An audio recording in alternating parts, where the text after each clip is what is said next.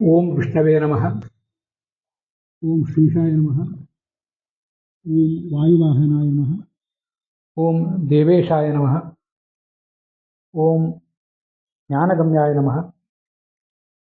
ಓಂ ಪ್ರಮಾಣಾಯ ನಮಃ. ಓಂ ಜ್ಞಾನಾಯ ನಮಃ. ಶ್ರೀಮದ್ ಆಚಾರ್ಯರಿಂದ ರಚಿತವಾದ ಸರ್ವಮೂಲ ಗ್ರಂಥಗಳ ಪಾಠದ ಒಂದು ಭಾಗವಾಗಿ ಇವತ್ತು ನಾವು ಪ್ರಮಾಣ ಲಕ್ಷಣ ಗ್ರಂಥದ ಪಾಠಕ್ಕೆ ಮತ್ತು ಶ್ರವಣಕ್ಕೆ ತೊಡಗಿದ್ದೀವಿ. ಇಲ್ಲಿ ಮೊದಲು ನಾವು ನೋಡಿದ್ದು ಮಂಗಲಾಚರಣೆ ವಿಷ್ಣು ಸಹಸ್ರನಾಮ ಸ್ತೋತ್ರದ್ದು. ಆಚಾರ್ಯರಿಂದ ರಚಿತವಾದ ಮಂಗಲಾಚರಣೆ ಒಂದು ಬೇರೆನೇ ಇದೆ, ನಾವು ಅದನ್ನು ಮುಂದೆ ನೋಡೋಣ. ಈಗ ನೋಡಿದ್ದು ವಿಷ್ಣು ಸಹಸ್ರನಾಮ ಸ್ತೋತ್ರದಲ್ಲೇ ಬರುವ ನಾಮಗಳು. ವಿಷ್ಣುವೇ ನಮಃ ವಿಷ್ಣುವಿನ ಹೆಸರು, ಶ್ರೀಶಾಯ ನಮಃ ಅಂತ ಲಕ್ಷ್ಮೀದೇವಿ ಜೊತೆಗೆ ಪರಮಾತ್ಮನ ಹೆಸರು, ವಾಯುವಾಹನಾಯ ನಮಃ ಅಂತ ವಾಯುವಿನ ಜೊತೆಗೆ ಪರಮಾತ್ಮನ ಹೆಸರು, ದೇವೇಶಾಯ ನಮಃ ಅಂತ ಎಲ್ಲ ದೇವತೆಗಳ ಹೆಸರಿನೊಂದಿಗೆ ಪರಮಾತ್ಮನ ಹೆಸರು, ಜ್ಞಾನಗಮ್ಯಾಯ ನಮಃ ಅಂತ ಪರಮಾತ್ಮನು ನಮ್ಮೆಲ್ಲರ ಜ್ಞಾನಕ್ಕೆ ಗಮ್ಯನಾಗಿದ್ದಾನೆ ಅಂತ ಅವನ ಸ್ತೋತ್ರ ಇಲ್ಲಿ ಬಂದಿದೆ. ಮುಂದೆ ಅದೇ ವಿಷ್ಣು ಸಹಸ್ರನಾಮ ಸ್ತೋತ್ರದಲ್ಲಿ ಅವನನ್ನ ಪ್ರಮಾಣ, ನಮ್ಮೆಲ್ಲರಿಗೂ ಪ್ರತ್ಯಕ್ಷ ಅನುಮಾನ ಆಗಮ ಎಂಬ ಪ್ರಮಾಣಗಳ ಅರಿವನ್ನು ಮೂಡಿಸುವಂತಹ ಪರತತ್ವ ಎಂಬುದಾಗಿ ಅವನ ಸ್ತೋತ್ರ ಬಂದಿದೆ. ಮುಂದೆ ಜ್ಞಾನಾಯ ನಮಃ, ಪ್ರತ್ಯಕ್ಷ ಅನುಮಾನ ಮತ್ತು ಆಗಮ ಈ ಮೂರು ಪ್ರಮಾಣಗಳ ಮೂಲಕ ನಮಗೆ ಬರುವಂತಹ ಜ್ಞಾನಕ್ಕೆ ಅವನೇ ಕಾರಣ, ಜ್ಞಾನವನ್ನು ಕೊಡುವವನು ಅವನೇ, ಜ್ಞಾನಕ್ಕೆ ವಿಷಯನೂ ಕೂಡ ಅವನೇ. ಹೀಗೆ ಅವನನ್ನ ಜ್ಞಾನ ಎಂಬುದಾಗಿಯೂ ಪ್ರಮಾಣ ಎಂಬುದಾಗಿಯೂ ಕೂಡ ನಾವು ಸ್ತುತಿಸಿದ್ದೇವೆ. ಇದರ ನಂತರ ಶ್ರೀಮದ್ ಆಚಾರ್ಯರಿಂದ ರಚಿತವಾದಂತಹ ಮಂಗಳ ಶ್ಲೋಕವನ್ನ ನಾವು ನೋಡಬೇಕು. ಅಶೇಷ ಗುರು ಮೀಶೇಷಂ ನಾರಾಯಣ ಮನಾಮಯಂ ಸಂಪ್ರಣಮ್ಯ ಪ್ರವಕ್ಷ್ಯಾಮಿ ಪ್ರಮಾಣಾನಾಂ ಸ್ವಲಕ್ಷಣಂ ಅಂತ ಆ ಶ್ಲೋಕ. ಅದಕ್ಕೆ ಶಬ್ದಗಳಿಗೆ ಏನೇನು ಅರ್ಥ? ಅಶೇಷ ಗುರು ಅಂತ ಪರಮಾತ್ಮನ ಸ್ತೋತ್ರ ಮೊದಲನೇದಾಗಿ. ಅವನು ಲಕ್ಷ್ಮೀದೇವಿ, ಪರಮಾತ್ಮ, ಈ ಪರಮಾತ್ಮ ಲಕ್ಷ್ಮೀದೇವಿ ಉಳಿದ ಎಲ್ಲರಿಗೂ ಕೂಡ, ಬ್ರಹ್ಮವಾಯುಗಳೆಲ್ಲರಿಗೂ ಕೂಡ ಗುರುವಾಗಿದ್ದಾನೆ. ಈಶೇಷಂ, ಜಗತ್ತಿನಲ್ಲಿ ಅತ್ಯಂತ ಸಮರ್ಥರಾದ ಲಕ್ಷ್ಮೀ, ಚತುರ್ಮುಖ, ವಾಯು, ಹೀಗೆ ಎಲ್ಲ ದೊಡ್ಡ ದೊಡ್ಡ ದೇವತೆಗಳೇನಿದ್ದಾರೆ ಅವರೆಲ್ಲರಿಗೂ ಕೂಡ ಈಶನಾಗಿದ್ದಾನೆ. ನಾರಾಯಣ ಅಂತ ಕರೆಸ್ಕೊಂಡಿದ್ದಾನೆ. ಅನಾಮಯ, ಅವನಿಗೆ ಯಾವುದೇ ದೈಹಿಕ ಮಾನಸಿಕ ರೋಗಗಳಿಲ್ಲ, ಹಾಗೆ ದೋಷವೂ ಕೂಡ ಅವನಲ್ಲಿ ಇಲ್ಲ. ಅಂಥ ನಾರಾಯಣನನ್ನು ನಮಸ್ಕರಿಸಿ ಸಂಪ್ರಣಮ್ಯ ಪ್ರವಕ್ಷ್ಯಾಮಿ, ನಾನು ಈಗ ಮುಂದೆ ಇದನ್ನ ವರ್ಣಿಸ್ತೇನೆ. ಯಾವುದನ್ನು ವರ್ಣಿಸುವುದು, ಯಾವುದನ್ನ ಇಲ್ಲಿ ಹೇಳುವುದು ಅಂದ್ರೆ ಪ್ರಮಾಣಾನಾಂ ಸ್ವಲಕ್ಷಣಂ, ಪ್ರತ್ಯಕ್ಷ ಅನುಮಾನ ಆಗಮ ಎಂಬ ಮೂರು ಪ್ರಮಾಣಗಳ ಸ್ವಲಕ್ಷಣ, ಅವುಗಳ ಲಕ್ಷಣ ಏನಿದೆ ಅದನ್ನ ವರ್ಣನೆ ಮಾಡ್ತೇನೆ ಅಂತ ಅದರ ತಾತ್ಪರ್ಯ. ಅಶೇಷರು ಅಂದ್ರೆ ಎಲ್ಲ ದೇವತೆಗಳು, ಲಕ್ಷ್ಮೀದೇವಿಯಿಂದ ತೊಡಗಿ ಎಲ್ಲ ದೇವತೆಗಳು, ಅವರಿಗೆ ಈ ಪರಮಾತ್ಮ ಗುರುವಾಗಿದ್ದಾನೆ. ಈಶರು ಅಂದ್ರೆ ಸಮರ್ಥರು, ಒಡೆಯರು ಅಂತ ಅರ್ಥ.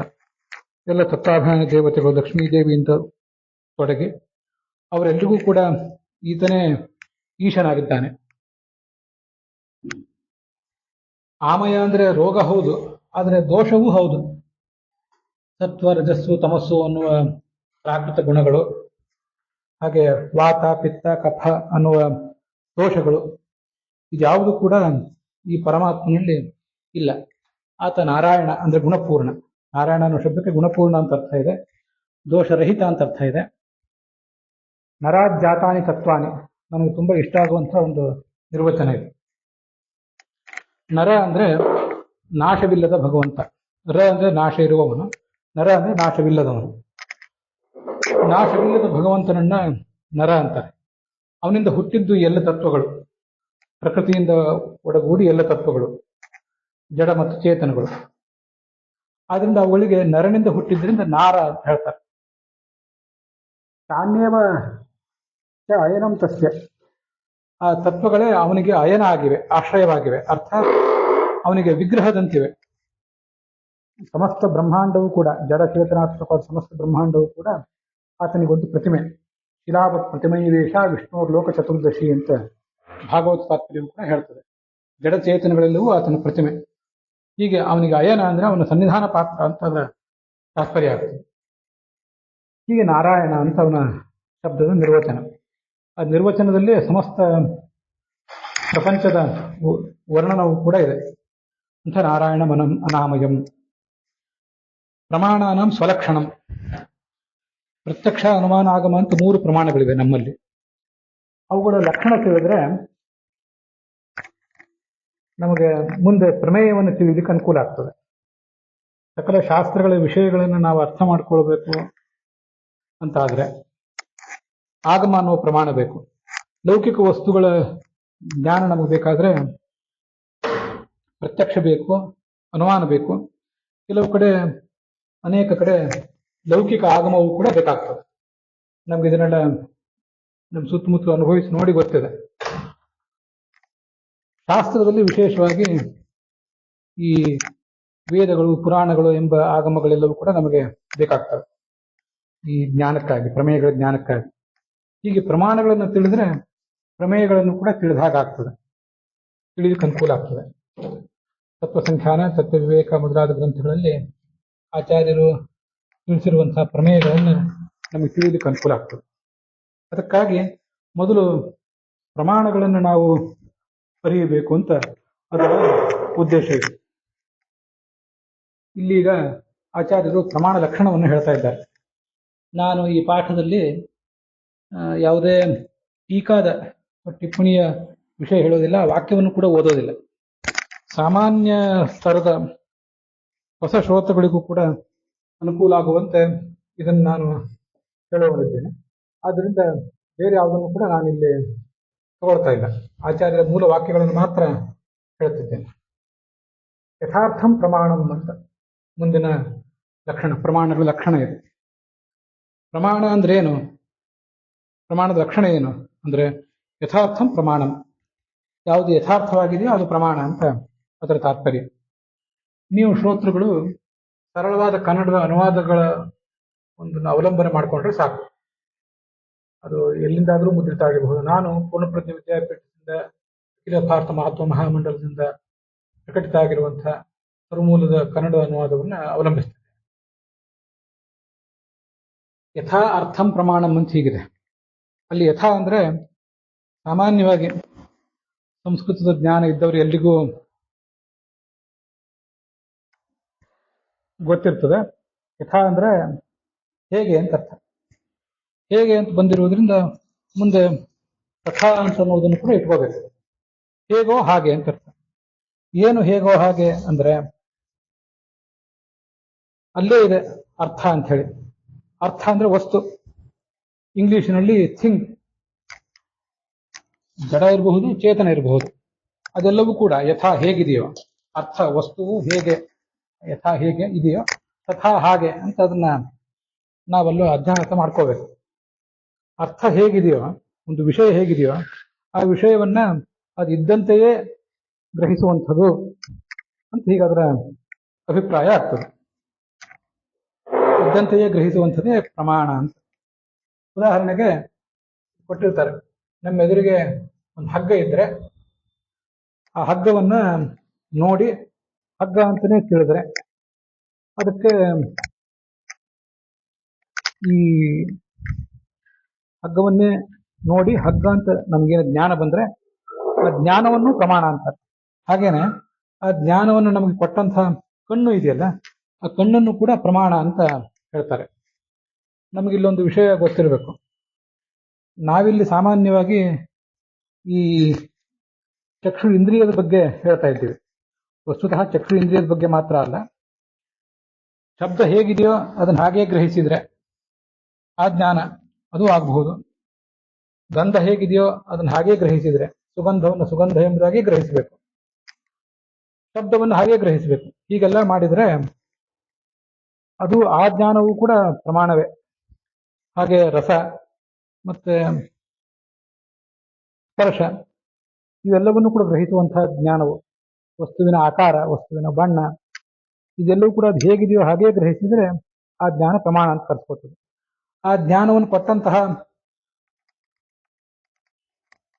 ಈ ಕಣ್ಣು, ಕಿವಿ, ಮೂಗು, ನಾಲಿಗೆ ಮತ್ತು ತ್ವಗೀಂದ್ರಿಯ, ಇವುಗಳು ಕೂಡ, ಈ ಇಂದ್ರಿಯಗಳು ಕೂಡ ಪ್ರಮಾಣ ಅಂತ ಕರೆಸ್ಕೊಳ್ತವೆ.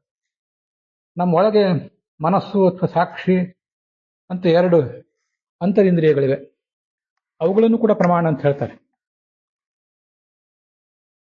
ಅದರ ಬಗ್ಗೆ ನಾವು ಮುಂದೆ ನೋಡೋರಿದ್ದೇವೆ. ಈಗ ಕಿವಿ, ಕಣ್ಣು, ಮೂಗು, ನಾಲಿಗೆ ಮತ್ತೆ ಚರ್ಮ ಅಂತನ್ನುವುದು ಹೊರಗಿನ ಇಂದ್ರಿಯಗಳ ಬಗ್ಗೆ ಹೇಳಿ ಆಯ್ತು. ಹಾಗೆ ಒಳಗಿನ ಇಂದ್ರಿಯಗಳ ಬಗ್ಗೆನೂ ಹೇಳಬೇಕು.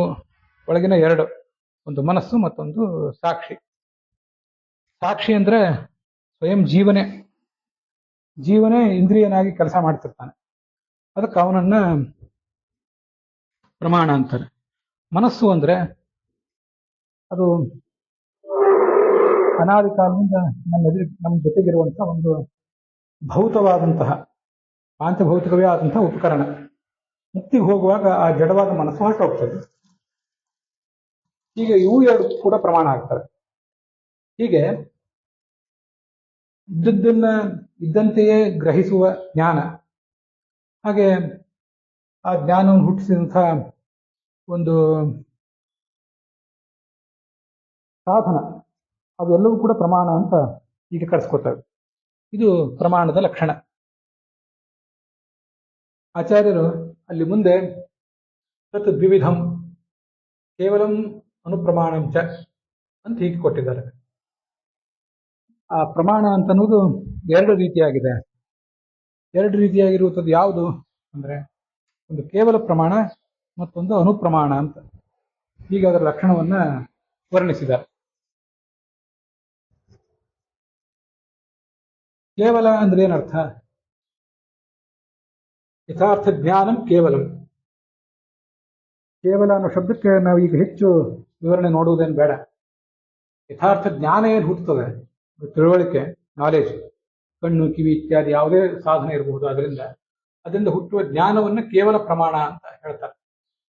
ಪ್ರಮಾಣ ಅನ್ನೋದು ಜ್ಞಾನಕ್ಕೂ ಅನ್ವಿತವಾಗುವ ಶಬ್ದ, ಜ್ಞಾನ ಸಾಧನಕ್ಕೂ ಅನ್ವಿತವಾಗುವ ಶಬ್ದ.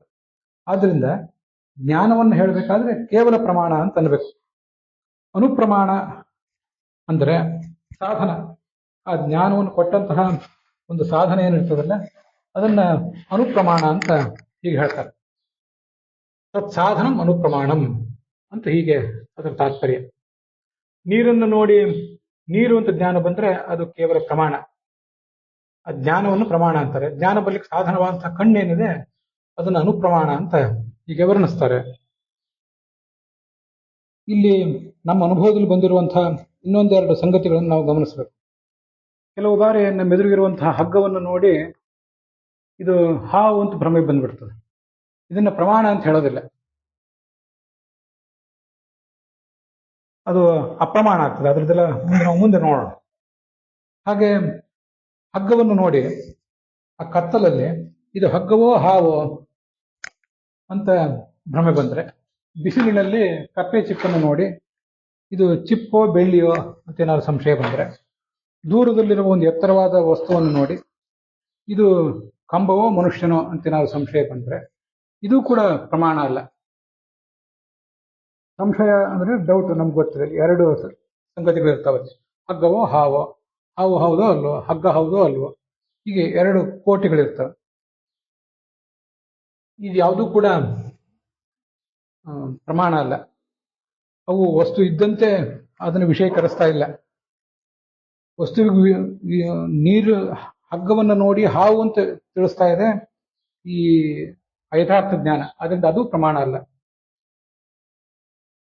ಅದು ಅಪ್ರಮಾಣ ಅಂತ ಕರೆಸ್ಕೊತದೆ.